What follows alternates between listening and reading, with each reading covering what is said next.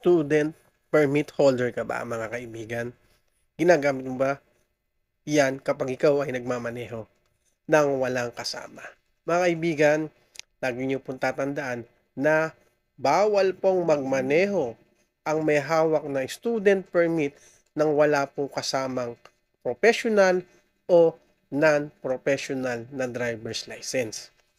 Kasi po, mga kaibigan, ang student permit, ito po ay permit lamang na pwede po tayong mag-practice ng magmaneho basta meron po tayong kasamang legit na professional driver at not professional driver's license.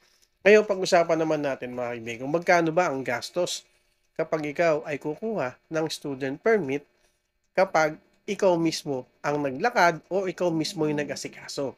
At magkano rin ba ang magagastos mo kapag ikaw ay nagpalakad ng real talk natin, tawag natin dyan ay nagpalakad, magkano ba ang magagastos natin? Mga kaibigan, meron po tayong tinatawag na seminar. Ito yung 15 hours na seminar. So, kailangan mong umatin yan para ka makakuha ng student permit. So, 15 hours, ibig sabihin yan, mga kaibigan, 5 hours daily or 5 hours a day. So, kung meron kang pasok, pwede namang gawin yan na Sunday.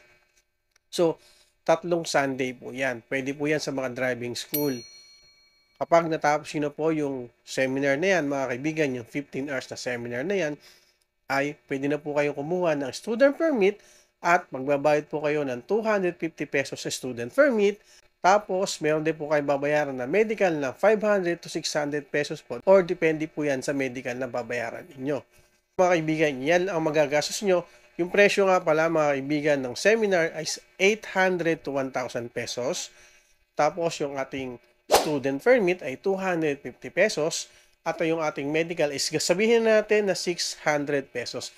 Yan po ang mauubos natin kapag po tayo mismo ang nag-asikaso ng student permit. Pero, eto, real talk, maraming gumagawa nito sa atin na nagpalakad. Magkano ba ang magagastos natin sa palakad? Ito po ay nagkakahalaga ng 3,500 pesos. So, medyo malaki po yan. Pero, sabi nga nila, real talk, 1 day process lang daw. Makukuha mo na ang student permit. Kaya lang, hindi ka syempre dadaan dyan ng seminar kasi gagawa nila ng paraan na yun. Doon, mga kaibigan, ang palakad. Pero para sa akin, mga kaibigan, mas maganda po umattend din tayo ng seminar kasi marami tayong matutunan sa seminar about safety driving course at syempre yung ating traffic rules o traffic signages sa kalsada. Malaki po kami tutulong natin yan, especially baguhan lang tayo na nagmamaneho. Okay? So, yun lang, mga kaibigan, na binigyan ko lang kayo ng info na bawal pong magmaneho ang student permit na walang kasamang non-pro at professional driver's license at magkano yung gastos natin kapag kukuha tayo ng student permit na tayo mismo na naglakad at yung nagpalakad. Okay? Yun lang. Maraming salamat. Bye-bye. Thank you.